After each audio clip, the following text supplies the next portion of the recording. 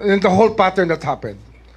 It was really Saldico working with some senators that came up with a final version of the budget. Makakabangon ng stock market. Ito ang kumpiyansang sagot ng Malacanang sa harap ng record low closing ng Philippine Stock Exchange kahapon na umabot sa 5,828 o may kabuuang pagbaba na 1.71%. Kabahan na kayo kung yan yung dahilan bakit po kayo merong mga ongoing troll attack. Magandang araw mga kabayan, at yun po yung ating mga pag-uusapan. Strong tandem daw po laban kay Vice President Sara, itong si Rapi Tulfo at si Risa Tanas. At mga kababayan, dapat na daw kabahan ang mga DDS dahil sa gagawing investigasyon nitong si Ridon. Naku po. At ito na, Boying Rimulya ay nag-announce na kakasuhan na daw po itong si Martin Romualdez sa wakas. Pero hindi po dahil siya ay involved sa pagnanakaw dito po sa flood control, kundi nagkaroon lang daw po siya ng negligence dahil sa kanyang pagpili dito po kay Saldico bilang chairman ng Committee on Appropriation. At mukhang malilisang issue. Bakit? Parang sinasabi ni Boying Rimulya, ang kasabwat po nitong si Saldico ay mga senador daw.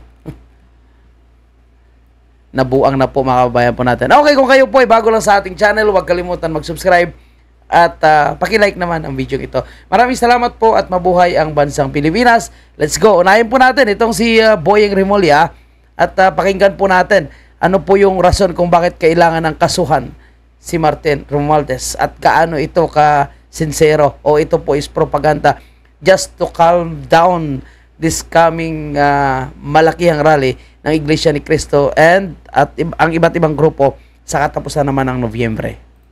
Para kay Ombudsman Jesus Crispin Rimulya, dapat managot sa kasong gross and excusable negligence si dating Speaker Martin Romualdez dahil sa pagtalaga kay dating Ako Bicol Representative Zaldico na namuno sa House Committee on Appropriations.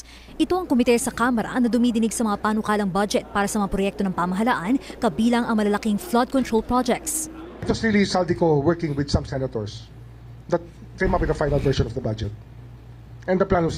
Tingnan nyo ha, sabi niya, Saldico working with other senators na mag-came up daw po nitong budget.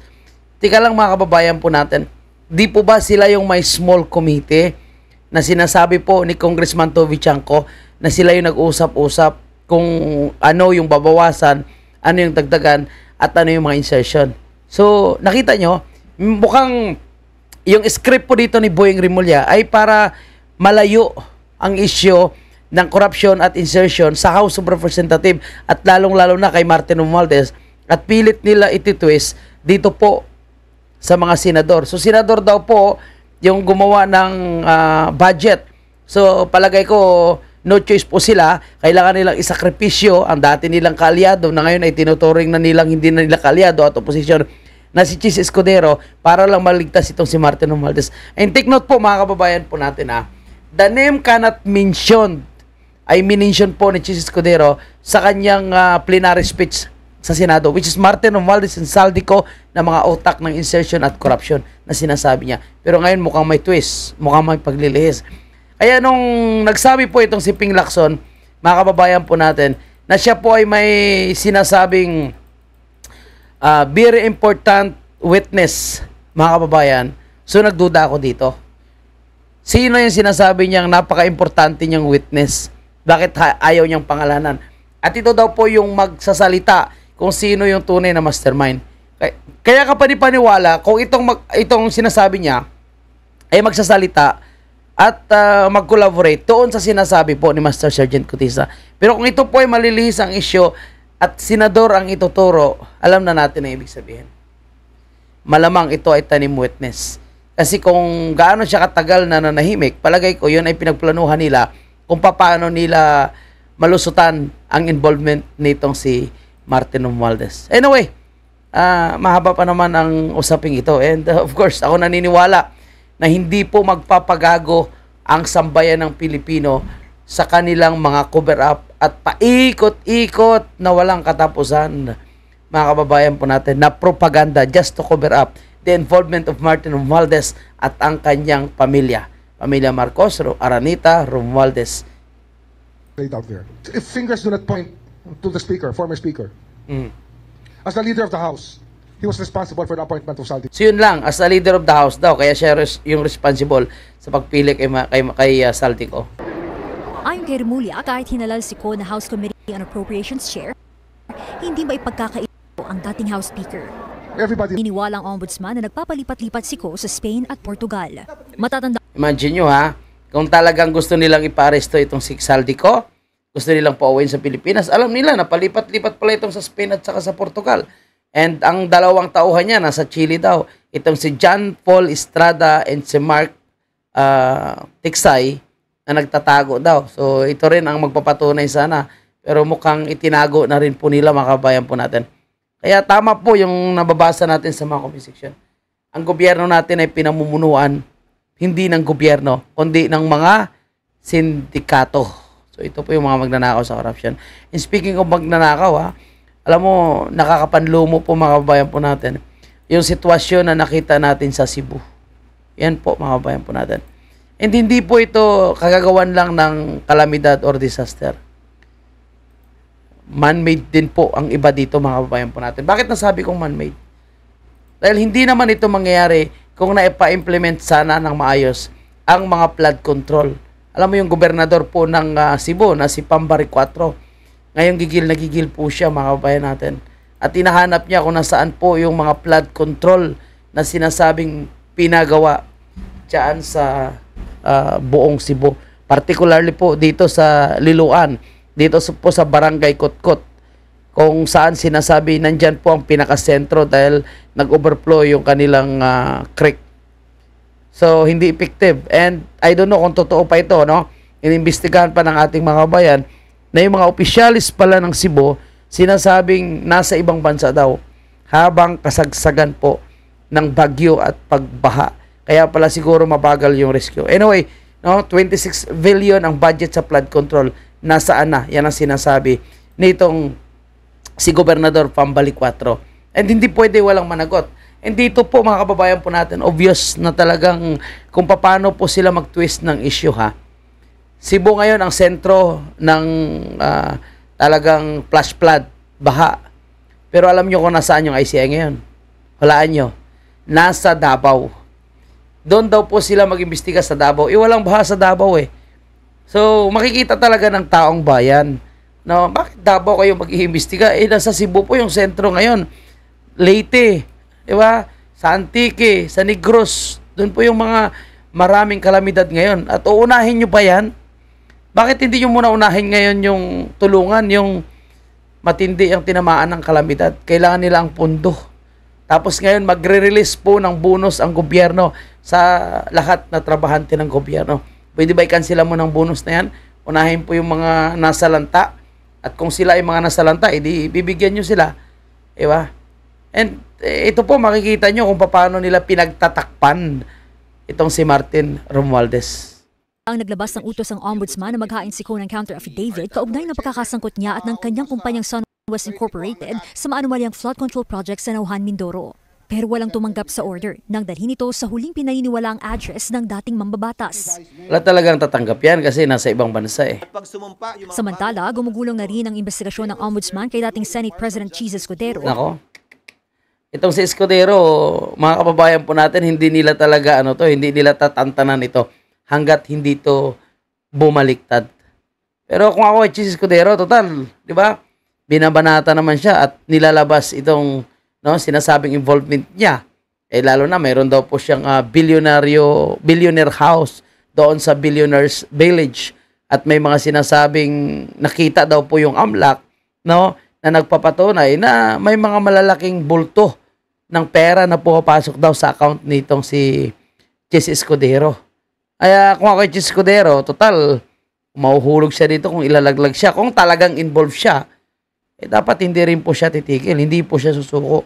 Kasi kung babaliktad siya bigla, susuko siya bigla, lalong sasabihin ng taong bayan, guilty pala itong si Cheese Escudero.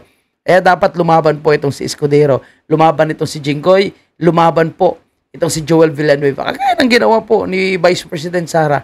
Kahit anong pang-aapi nila, kahit anong mga accusation nila na wala namang kakwenta-kwenta, hindi po sumuko si Vice President Sara at patuloy na lumalaban. Dapat itong gagawin ng mga senador na ito. And ako, sabi ko nga, hindi ko sila kinakampihan. Dahil ako, kahit sino pa yan, kahit kaalyado po ng mga Duterte, kung siya talaga i-involve sa corruption, dapat siya pumanagot. Hindi natin dapat tinotolerate itong mga pagnanakaw sa kaba ng bayan. Again, nakita niyo po mga kababayan, ang resulta ng mga pagnanakaw. Kung napagawa ng maayos ang proyekto, kung na-implement ng maayos, kahit gaano pa kalakas ang bagyo, magkakaroon ng baha, pero hindi po ganito kalala. Yan po yung tandaan natin. Kaya hindi ito man-made, hindi ito natural, no, na disasters. Mayroon pong man-made na kasama ito dahil hindi po nila pinagawa yung mga proyekto. Pinag-aralan na nila no, na posibleng babaha dahil sa climate change ngayon. Nagpagawa sila ng mga flood control pero substandard at kulang-kulang nabitin.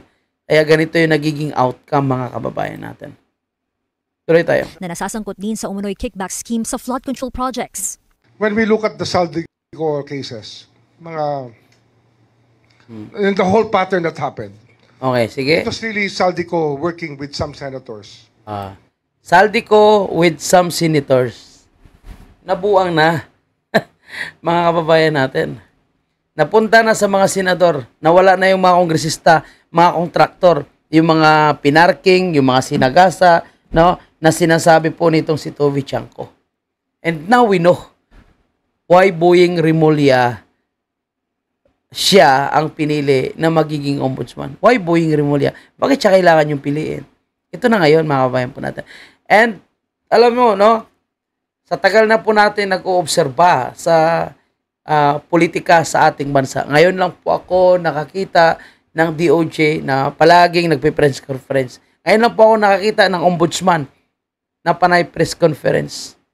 Ano? Ngayon lang po. And Boying Rimulya. At parang siya mismo yung nagpa-file ng talaga, ng kaso at nag-iimbestiga. Di ba yung ombudsman, supposed to be, tatanggap lang po yan ng reklamo.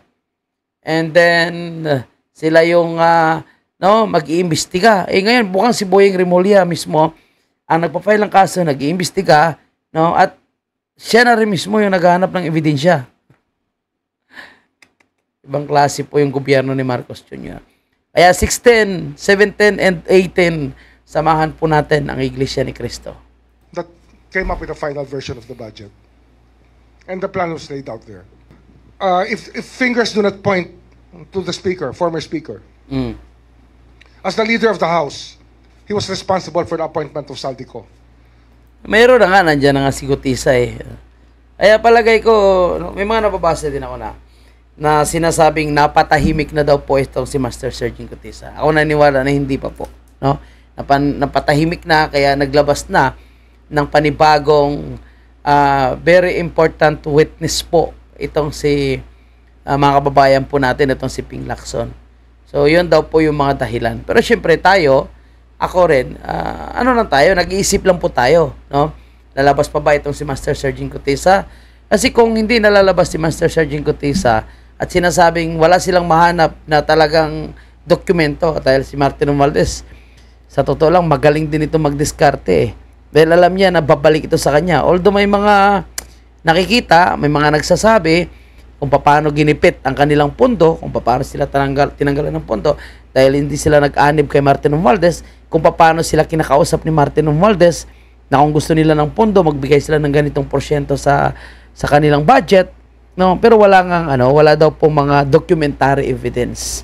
Kaya mukhang ito ngayon ang inasikaso nitong si Rimulya para matwist, siyempre ICC, mga kababayan po natin, para matwist. So negligence lang or kasalanan niya lang dahil siya ang pumili kay Saldico as chairman on Committee on Operation. Yan lang ang gustong ikaso nitong si Boying Rimulya, mga kababayan. Although Saldico was elected on the floor, everybody knows that it was the Speaker's choice.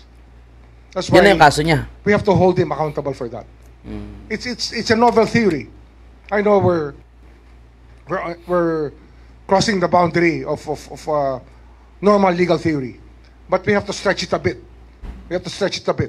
Kasi nga, the whole government machinery and the Filipino people suffered damages due to the acts of Saldico. And if there's nothing criminal about it, then the act of Saldico lang, no? The whole government is damaged daw because the act of Saldico. 'Di ba? So hanggang Saldico lang talaga sila. And protektado si Martin Romualdez and Bongbong Marcos na siya po yung nagperma ng the most corrupt budget. And hindi lang po most corrupt budget ang 2025, 23 and 24 dahil nandun yung mga billion na insertion ng House of Representatives na sinasabi nila, si Saldico lang yung gumawa niyan. Walang kinalaman si Martin Romualdez. Uy, di nga. Sino pa yung maniniwala sa kanilang paikot-ikot na mga kwento, mga kababayan po natin? And again, gusto ko lang i-remind ng taong bayan, no, na papayag na lang po ba kayo, natanggapin na lang, na ganito na lang. Alam nyo kung nangyari ito ngayon, mangyayari ulit yan. Hanggat hindi ginawa ng agarang aksyon ng gobyerno ang problema na nagdulot ng ganyang kalakas na baha. Bakit tumapaw yung creek? Dahil hindi nila ginawa ang kanilang proyekto na dapat protektahan ang lugar na yan at ang creek na yan na hindi po siya apaw. Diba? So bakit ganyan? So mangyayari ulit yan kung ang taong bayan ay patuloy na magtatahimik. Tanggapin na lang, no? Tapos magsasalita na lang sa social media, walang action, walang gagawing action, puro na lang social media. Ano lang sasabihin ng tagapagsalita? Just like Claire Castro, mga kababayan po natin. Ano lang sasabihin ng tagapagsalita ng palasyo? Ang sabihin lang ng tagapagsalita ng palasyo, alam nyo, sabihin niya, ang mga trolls yan. Inaatake lang po kami ng mga trolls, no? At hindi magtatagumpay yung mga trolls. Yan lang po yung sabihin nila, mga kababayan po natin. And kahit bagsak po yung ekonomiya natin, sasabihin nila na makakabangon pa rin tayo. So, paano tayo makakabangon? No? Eh, wala namang ginagawang aksyon ng gobyerno. And walang tiwala na rin ang mga investors sa nakaupong presidente. So kung walang tiwala ang investors, walang papasok na malalaking negosyo, dahil sa investigasyon na ito, mahina rin po yung trabaho dahil walang construction, talagang bagsak, no? Talagang ang taong bayan yung magiging kawawa dito. Lahat ay tataas at 60 plus na yung palitan ng piso versus dolyar ngayon. So, kumbaga, bagsak po ang piso ngayon. And sa ibang bansa, dinidinay na po tayo eh. Halos ayaw na palitan yung pera dahil napakababa na po yung value ng pera ng Pilipinas. So, kailan pa kayo gagawa ng action? Kailan pa kayo lalabas? Kailan pa kayo magsasalita? Diba? Tatapusin nyo pa ba yung termino ni Bongbong Marcos? Ito, pakinggan nyo itong balita na ito. Dahil sa issue ng korupsyon at flood control scandal, babalik naman daw ito sa normal. Yan ang sinisiguro ng Malacanang. Narito ang agenda report ni Ivy Reyes. Si Pinky, ayaw maniwala eh. Makakabangon ng stock market. Ito ang kumpiyansang sagot ng Malacanang sa harap ng record low closing ng Philippine Stock Exchange kahapon na umabot sa 5,828 o may kabuuang pagbaba ng 1.71%. So, grabe. 1.71% na pagbaba. O confident pa rin po na ito ay malalagpasan ng ating gobyerno. Unang-una, confident na malalagpasan ng ating gobyerno. Pero si Castro, habang nagsalitang confident na malalagpasan ng gobyerno, kinakabahan.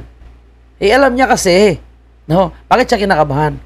Kasi alam niya po, mga kababayan natin, na siya mismo ay nagsisinungaling sa kanyang sarili. Alam niya mismo na hindi na kaya ito. Wala na, hindi na kaya ng gobyerno natin, mga kababayan. Wala na magpapautang, walang investors. So, ano pa? Trabaho. Ang bagsak yung ekonomiya natin. Walang masyadong infrastructure project ngayon dahil nga hinold dahil sa investigation ng flood control. Maraming construction ang nawawalan ng trabaho ngayon. And talamak pa yung droga at krimen, no? Nagsanga-sanga na po yung problema ng gobyernong ito. Dahil imbis na solusyonan, putang ina, Duterte po yung kanilang binabanatan. Imbis na tutukan kung paano mapakulong, paano makakuha ng sapat na ebidensya para idiin itong mga involved sa corruption, iputa na sa Davao sila ngayon. And then Dolomite Beach, na napakaganda po ang kanilang gustong sirain. Mukhang gusto nila ibalik yung basura, no, na nilinis ng libo-libong tao na nagkakaisa para po sa pagbabago ng itsura, imahe ng Manila Bay na yan, mga kabayan natin. So, si Claire Castro mismo, kahit sa kanyang sarili, duda siya. Sa isip-isip niya siguro habang siya ay nagsalita. Ano ba itong trabaho ko, no? Mag-DOJ na lang kaya ako. Okay, tuloy. Dahil nandyan din po ang mga tulong ng BPOs, nandyan din po ang tulong ng OFWs, ang turist. Inaasahan nila yung mga BPOs. So, OFW, tourism. Alam mo yung BPOs, mga kababayan po natin, dahil sa bagsak ng ekonomiya natin, naglilipat na po sila. Naglilipat na po sila sa ibang bansa, yung call centers. Lumilipat na. Bagsak yung ekonomiya natin. At the same time, magnanakaw yung gobyerno natin, lumilipat na sila. Kahit yung mga call center ng mga legal na pugo, niread nyo, pinansara nyo dahil ganyan po kayo kadesperado. O ngayon, inaasahan po nila ay yung mga remittance ng OFW. And alam nyo sa mga kababayan nating OFW, tama lang po yung gagawin nyo na mag-zero remittance po kayo sa katapusan ng Nobyembre. Dahil kayo palang inaasahan ng gobyerno para mapaangat ang ekonomiya ng ating bansa. Nalugmok. Nalugmok talaga. Kaya wala talaga, binaboy talaga ni Bongbong yung ating gobyerno. O tourism. Tourism, bagsak din. Boracay, Bohol. Mababa yung pagpasok ng turismo ngayon. Kaya kasinungalingan kung sabihin nila na maganda yung pagpasok ng tourism sa ating bansa. Bagsak. Simpati po yung fast sa economic growth natin. At meron siguro mga panapanahon na nangyayari mga ganito. Ibinida rin ng Panapanahon daw po yung nangyari na bumabagsak ang ekonomiya. Nasyo ang Copenhagen Infrastructure Partners o CIP Energy. Nag-commit sa isang $3 billion offshore wind farm project sa Camarines Sur ang CIP, ang kanilang pinakaunang investment project sa Southeast Asia. Pero sa latest index report ng PSE, bagsak ang lahat ng sektor, kabilang ang industrial, financial at mining and oil sectors, maliban sa services na bahagyang tumaas kahapon. Sa panayam ng programang Business 360 ng Billionaire News Channel kay BDO Capital President Ed Francisco, nang bumaba ang stocks below the 6,000 mark noong Oktubre, itinuturo niya ang politikal na kaganapan sa bansa bilang isang malaking concern ng industriya. Downside risk is really more on the political front, because our corporates are doing well. So even if the index is going down, the corporates are delivering. So it's sad because that means their price to equity or their valuations are going down despite they delivering. So it shows you it's beyond what we can do, the corporate. Kumpiyansa rin si Francisco na makakabangon ang ekonomiya. We're fortunate in the sense that we've always been a consumption-driven economy, right? So our GDP will all continue to grow. We are steady. Sige lang, consistent lang kayo, no, sa panluloko sa taong bayan. Nasabihin nyo na makakabangon pa ang ekonomiya. Makakabangon talaga tayo kung si Bongbong Marcos ay bababa sa pwesto. Wala nang tiwala sa kanyang investors Kasi ang paraan lang para umangat yung ating ekonomiya, itigil nila yung pakikipagbangayan sa West Philippines no? Mag-uupuan nila yan at magkaroon sila ng maayos na negotiation. Diba? And then, babalik po yung mga investors na nag-withdraw. Kung matino na po ating gobyerno, wag nila paikot-ikotin, wag nilang gawing diversionary issues ang mga Duterte, ang Dolomites, no? At pakita nila na sincero po sila sa kanilang ginagawang war on corruption, na yan daw po ang iiwanang ligasiya ni Bongbong Marcos. Pero kita mo naman, sa sinasabi ni Boying Rimulya, mga kababayan po natin, na walang finger na nagtuturo kay Martin Romualdez na siya ang involved sa corruption. Mayroon lang daw po siyang negligence being a House Speaker sa pagpili kay Martin Romualdez, kay Saldico as Chairman of Committee on Appropriation. Yan lang daw po yung rason. So, kamalian lang. Kumbaga, para sa mga ordinaryong trabahante, negligence of duty lang. So, kumbaga, pinabayaan mo yung trabaho mo, hindi mo ginawa ng maayos. Kaya kakakasuhan. So yan daw po yung kasong ipafile ngayon kay Martin Romualdez. And of course, sinasabi nitong si Claire Castro, natataas yung ating ekonomiya dahil inaasahan po nila yung BPOs, so itong mga call center, OFW, at iba pang mga source ng gobyerno. Siyempre, yung taxes na naman po natin. Kaya yung mga nagsasabing boycott taxes, pag binoycott yan, yan nila mararamdaman na talagang wala ng chance yung ating ekonomiya. 4x4. My complaint or my only concern before was when others already going up to 200 kilometers per hour, still at 60 to 80. Ngayong holiday season, inaasahan pa rin ng Malacanang na magiging maganda ang takbo ng ekonomiya, lalong-lalo na pagdating sa remittances ng OFW or Overseas Filipino Workers. Ayan, tingnan nyo po mga kababayan nating OFW. Isa po kayo sa inaasahan ng gobyerno na makakaangat ng ekonomiya. Dahil sa holiday season na nga, magpapadala daw kayo ng magpapadala sa mga Pilipino o kababayan nyo, pamilya nyo na mga Pilipino, no? Magpapadala kayo ng pera. So dyan daw po inaasahan nila na aangat yung ating ekonomiya. Dahil po sa mga remittances ng mga OFW. OFW, mga kababayan natin, no? Huwag na kayong magpatumpik-tumpik pa na mag-boycott, no, na mag-zero remittance para iparamdam po sa gobyerno ito. Kasi yan lang din yung yan lang din yung paraan ng mga kababayan natin eh. Kasi hindi naman sila uuwi sa Pilipinas para mag-rally lang. Siguro sa ibang democratic countries, so pwede sila mag-rally gaya ng Amerika, Canada, no? Pero pag nasa Middle East ka, hindi ka na pwede mag-rally doon. Hindi ka naman pwede mag-rally doon sa embassy para isigaw mo na si Marcos ay dapat mag-resign na. Si Marcos ang dahilan ng korupsyon, bawal man din yun. So, paano sila makapagprotesta? Sa anong paraan na mapayapa at ligtas? Wala silang pananagutan. Kung dito, pwede ka mag-peaceful rally, mapayapa, walang gulo. So, sumusunod yan sa batas. Pero mga OFW, paano? O ito, yung sinasabi nila mga kababayan po natin, na mag-zero remittance po sila sa katapusan po ng Nobyembre. At hindi pa ata na-inform, no?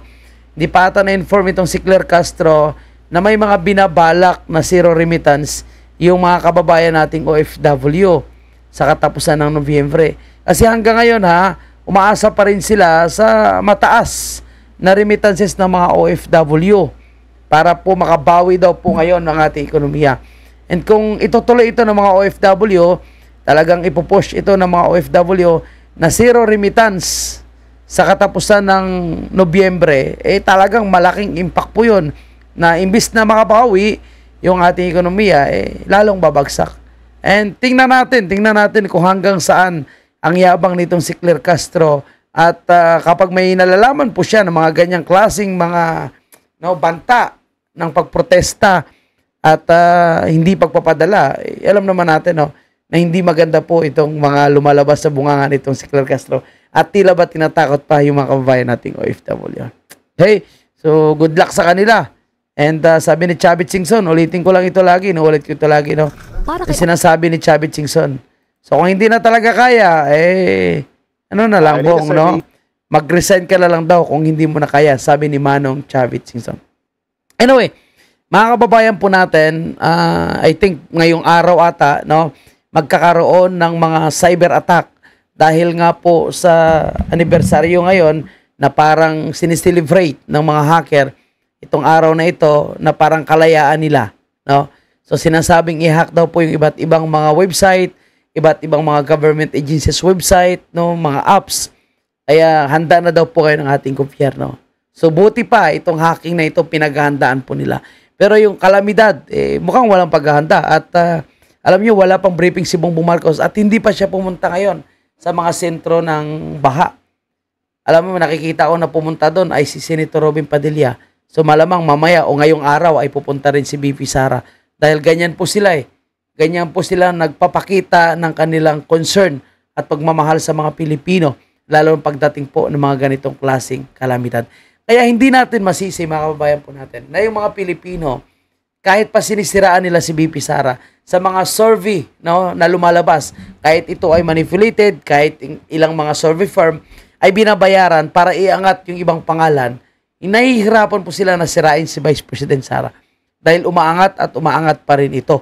Kaya ngayon, sabi po ng Okta Research Survey, no, na kailangan na pala magsanib pwersa itong mga dilawan, itong mga pulawan, no, at mga pinklawan, mga makakaliwa, lahat sila, maputang ina nila, lahat sila ng mga anti-Duterte, magsanib pwersa daw po sila kung gusto nila talunin itong si Vice President Sara. So ganyan kalakas, no, si BP Sara na kahit anong mangyari, hindi nila kaya itong tatalunin.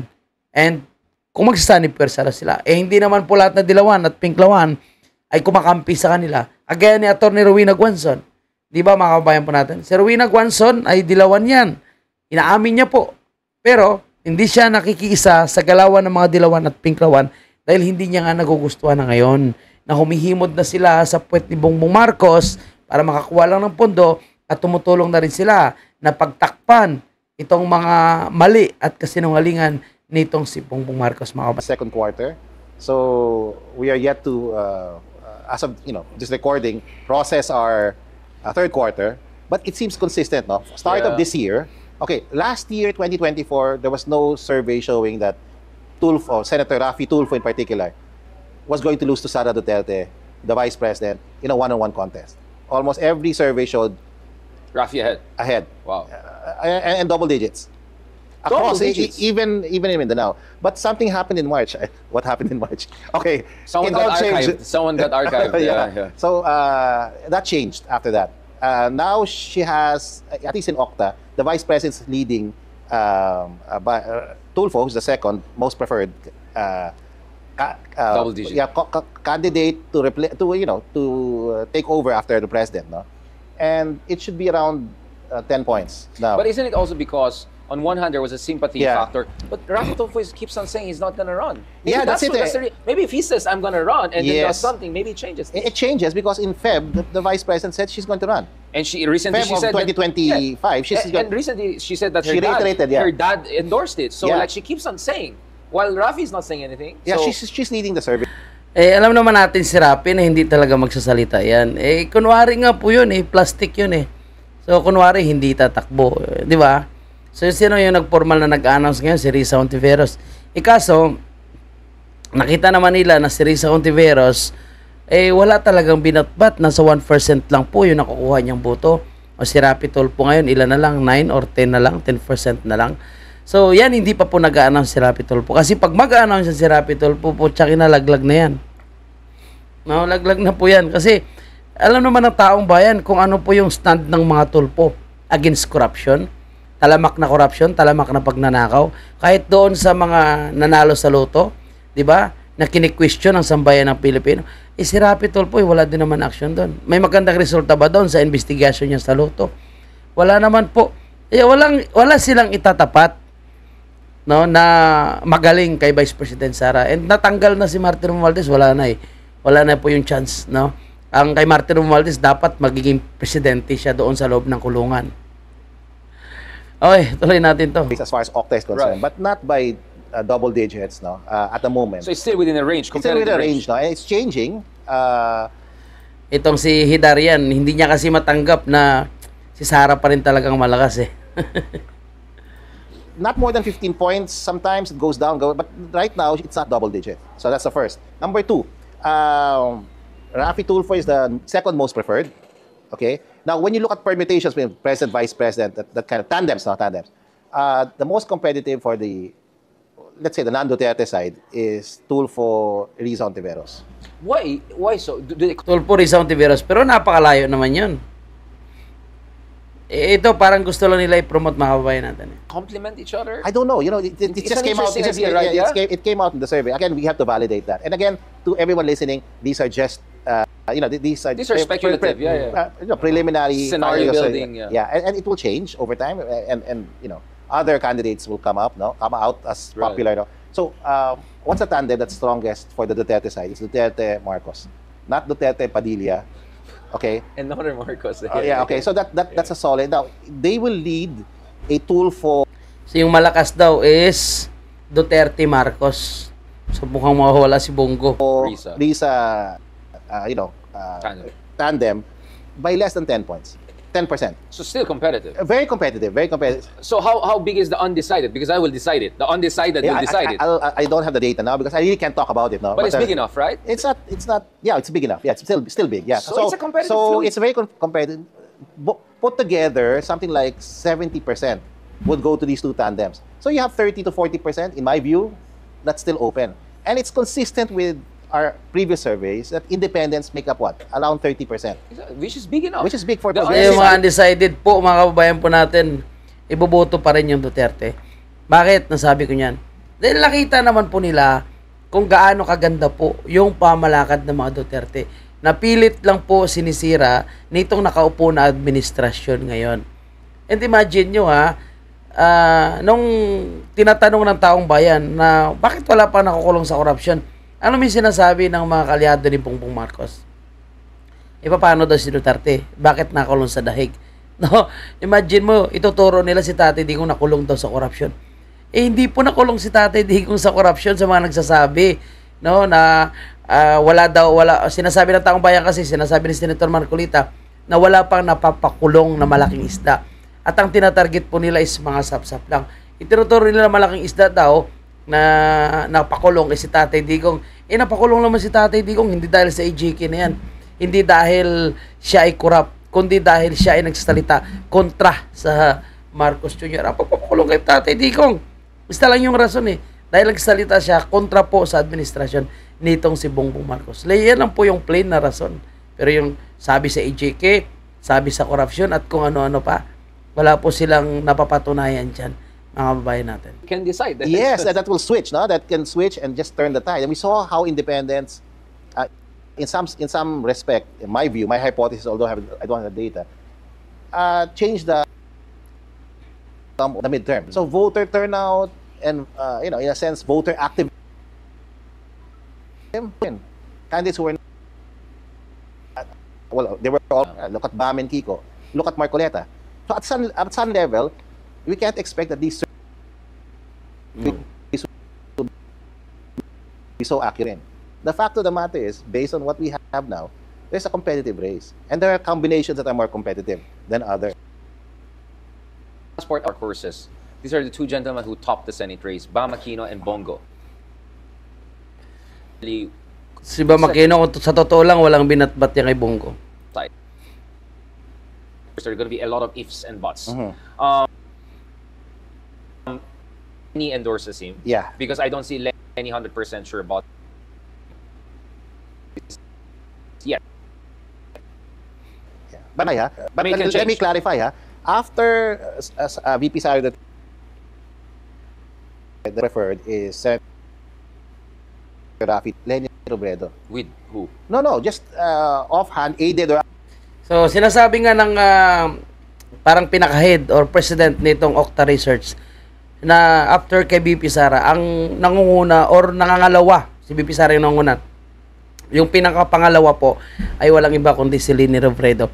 So, malayo pa rin yung sinusulong nila na si Rapi Tulfo and itong si Risa Hontiveros. At palagay ko, kaya nila ina-anunsyo ito ngayon, no? Para hindi sisiraan itong si Lenny Robredo. Pero sa totoo lang mga kababayan po natin, ang nakikita ko talaga na gusto magiging nitong administrasyon ay walang iba kundi si Lenny Robredo. Lenny Robredo at Rapi Tulfo ang nakikita kong ipantapat nila kay Vice President Sara. Kaya ngayon pilit nila na inaangat, no? Pilit nila na pinapakilala itong si Rapi Tulfo and si Risa Hontiveros para hindi po babanatan ng mga Duterte supporters at mga anti-dilawan itong si Lenny Robredo. Para safe pa rin si Lenny Robredo. So huli na po nila ilalabas. And patuloy po nilang banatan ng banatan, siraan ng siraan itong si Vice President Sara. Pero ako nakikita ko napakaganda po yung resulta ng pagka-banat nila kay Vice President Sara. Dahil lalo po itong tumataas Imbis na negatibo yung resulta sa birada nila kay Vice President Sara, nakikita ko ngayon lalo pa siyang umangat Na kahit anong gawin nila na yung dayain yung survey, i-manipulate yung survey, umangat pa rin talaga yung pangalan ni Vice President Sara. Lalong-lalo na ngayon, no? Yung corruption na ito, ang akusasyon nila kay VP Sara is nabaliktad. Na sinasabi nila si Sara daw dapat managot. Si Sara daw ay dapat humarap sa investigation. Yun pala ang katotohanan na sila pala yung tunay na mga korap. At ngayon sila yung mga nagtatakas sa investigasyon. At ilang bisis po sinabi ng kuha na mayroong unmodified report si VP Sara. Ibig sabihin malinis po. Walang anumang anomalya sa kanyang report na isinumite sa kanyang mga expenses. Kaya mabuhay po itong si Vice President Sara natin, mga kababayan. Okay, punta tayo dito sa investigation ulit sa Dolomite. Alam mo itong si Ridon, mga kababayan po natin, ang tapang niya na nagsasabi, dapat na matatakot ang mga DDS. Dapat na sila kabahan sa gagawin kong investigasyon sa Dolomite. Alam nyo ni minsan, hindi po kinakabahan ang sino mang Duterte or DDS sa anumang investigation sa kanilang mga ginagawang proyekto. Bakit? Dahil alam naman natin na hindi basta-basta magawa ng anomalya or mga substandard or ghost project itong mga Duterte allies nung panahon ni Tatay Digong. Bakit? Natakot po sila dahil matindi po ang kanilang kakaharapin na parusa kung yan ay ginawa po nila. Alam nila yan. Kaya ngayon, imbestigahan nila si Bongo, imbestigahan nila itong si Senator Villar, yung mga proyekto ng mga Villar. Palagay ko, may hihirapan po sila na makahanap ng kung ano mang ikakasira nito mga Villar. Dahil maingat din po sila nung panahon ni Presidente Duterte kasi kahit kaalyado sila, kung may makitaan po na hindi maganda, palpak na kanilang proyekto, mananagot sila Kaya kung sinasabing maraming anomalya, questionably, sa mga proyekto ng mga Villar at ginamit nila yung pera ng gobyerno para sa kanilang sariling interes. Ako, mapapahiya na naman itong si Boyeng Rimulya. And dahil nalalapit na po yung rally ng Iglesia ni Cristo, ito ang sinasabi itong si Congressman Kiko Barsaga rin, bago natin puntahan itong si Ridon. Sabi ni Congressman Kiko Barsaga, either Marcos removes me from the Congress or I will remove him from Malacanang. There is no in between. It will end this month. Nako. Good luck mga kababayan po natin. At sana, magiging dilang anghel itong si Congressman Kiko Barsaga at malalaman po natin kung sino sa kanilang dalawa ang tuluyang matanggal, ang congressman o ang presidente. Yan ang dapat nating pag-abangan mga kababayan po natin. And puntahan natin itong sabihin, wala akong pakialam. Pagmamayabang ni Ridon mga kababayan po natin. Wala daw po siyang pakialam sa mga komento ng tinatawag niya mga trolls. Excuse me po, mga kababayan natin. Itong si Congressman Ridon, lagi niya sinasabi na mga trolls daw ang nagsasabi na maganda ang Dolomite. Trolls daw yung mga nag-aatake sa kanya dahil sa kanyang hindi magandang komento sa Dolomite. Walang trolls yung mga Duterte, kundi iyan ay mga lehitimong supporter, lehitimong tao na nakikita kung gaano kaganda itong Dolomite Beach, na kahit anong gawin niyang paninira, kahit anong gawin nila para gumawa ng mga diversionary tactics, issues laban sa mga Duterte, hirap na hirap po sila. At napapansin ko lang, hindi talaga sila nagtatagumpay, mga kababayan natin. Gusto ko sabihin, wala akong pakialam kung ano man yung... Wala din naman kayong pakialam sa'yo. Gawin mo yung gusto mo. Tingnan natin kung magagalit ang taong bayan, baka mamaya hahatakin ka dyan sa Dolomite. Di ba? Iilan na lang kayo ng mga sinungaling at mga magnanakaw ngayon. Nakita nyo yung galit ng taong bayan. Putya, ang daming problema ng bansa, daming pagnanakaw. Bakit yung magandang Dolomite yung inaatake mo? Pag magalit yung taong bayan, putangin na, baka pupuntahan ka sa Kongreso at hahatakin ka. Naku, baka makasabi ka na, ito pala yung mga taong totoo, hindi pala sila trolls. Mga troll attacks, kahit araw-arawin nyo, kahit oras-oras, minuto kayo maglabas ng troll attacks dito po sa Dolomite Beach Project investigation po na ito, tuloy po yung hearing sa November 17. So, tuloy mo. Wala naman pakialam po ituloy mo. Panoorin ka lang namin, pakinggan natin kung paano nyo i-divert yung issues ng pagnanakaw ng amo nyo. Kabahan na kayo. Kung yan yung dahilan bakit po kayo merong mga... Ayan, sa mga taong nagmamahal sa Dolomite Beach, anumang kulay ng politika nyo, yung mga nagpapasyal dyan, anuman at sino man ang sinusuportahan yung politiko. Sinasabi ni Ridon daw, wala daw sila pakialam sa inyong nagsasabi na maganda naman yung Dolomite. Bakit yung pupunta ba dyan sa Dolomite? Mga DDS lang. Pati foreigner nga pupunta dyan Ongoing troll attacks laban sa investigasyon ito. With the way this DDS people are behaving, this investigation? Well, I think they should kasi syempre, we're not even talking about kung merong kickback dito at this point, walang kickback. Talagang talagang pambasag lang to yung gagawin nila sa sa Dolomite. Mambasag lang talaga to. Trip lang ng buang na to eh. Magsasayang na naman ng pera ng taong bayan. Alam niyo yung gagamitin niyo dyan sa investigation sa Dolomite na yan. Itulong niyo na lang doon sa mga binaha sa Cebu, binaha sa Antique.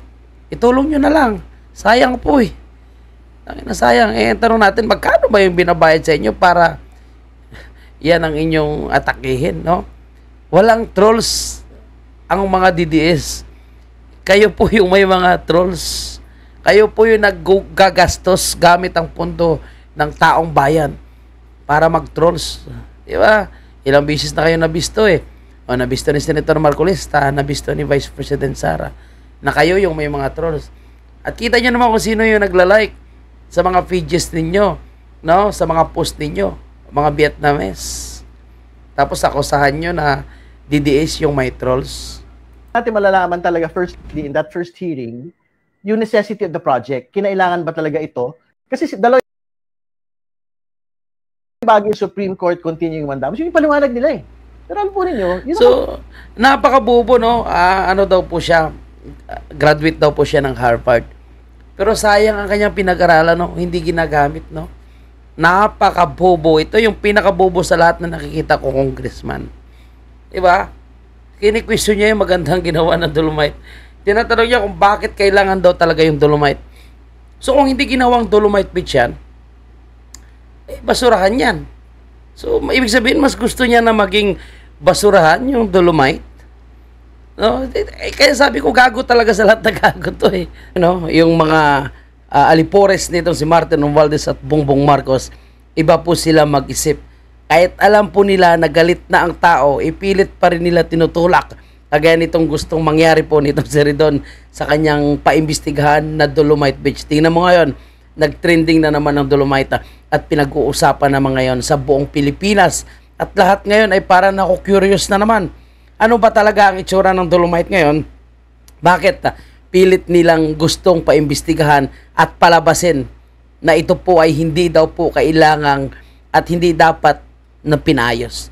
Yung mga kababayan po natin, sa usapin ng pagbabalik din nitong si Ping Lacson, mga kababayan, sinasabi po ni Congressman Kiko Barsaga na tila ba pinatahimik di umano ni Tito Soto or ni Tuta Soto at ni Pinky Lacson ang witness na si Orly Gutisa. Alam niyo mga kababayan po natin, kung totoo man na pinatahimik itong si Sergeant Gutisa, malamang po mga kababayan po natin, walang iba yung nasa likod nito. Kundi yung mga taong ayaw sa kanyang sasabihin, yung mga taong tatamaan sa mga expose nitong si Sergeant Gutisa. And sino po yung talo dito? Sino po yung lugi dito? Taong bayan na naman po mga kababayan. Dahil kung sakaling napatahimik na busalan, tinakot itong si Master Sergeant Gutisa, isang kasinungalingan na naman ang kanilang papalabasin yan. At mapagtakpan na naman ang katotohanan na supposed to be, ito na sana yung magiging tulay para sa sinasabi nitong si Claire Castro na maglabas kayo ng ebidensya nyo. Ito na sana ang ebidensya para magdiin dito kay Martin Romualdez. Kasi nakita nyo naman mga kabayan natin kung ano sinasabi ni Boying Rimulya. Kakasuhan po itong si Martin Romualdez dahil hilang po sa kanyang pag-appoint bilang chairman ng Committee on Appropriation dito kay Saldico. Yan lang po kanyang kaso na ipafile at mukhang papalabasin niya na nagkaroon ng sabuatan or collaboration with Saldico and senators sa mga insertions.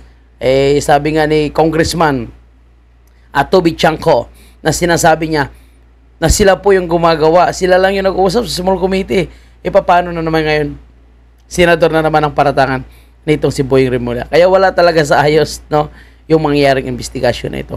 Kaya samahan na po natin mga kababayan sa darating po na November 16, 17, and 18, samahan po natin ang samahan ng Iglesia ni Cristo.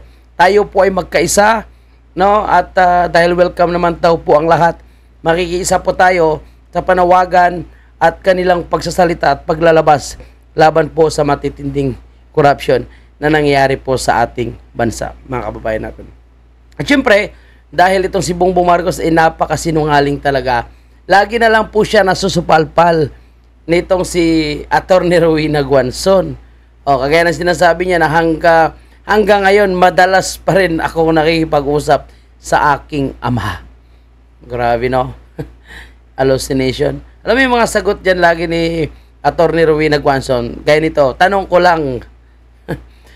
lang sa mga adik, kapag bumabatak kayo, ay nakakausap nyo rin tatay nyo? So, hindi niya naman direct na sinasabi na adik, di ba?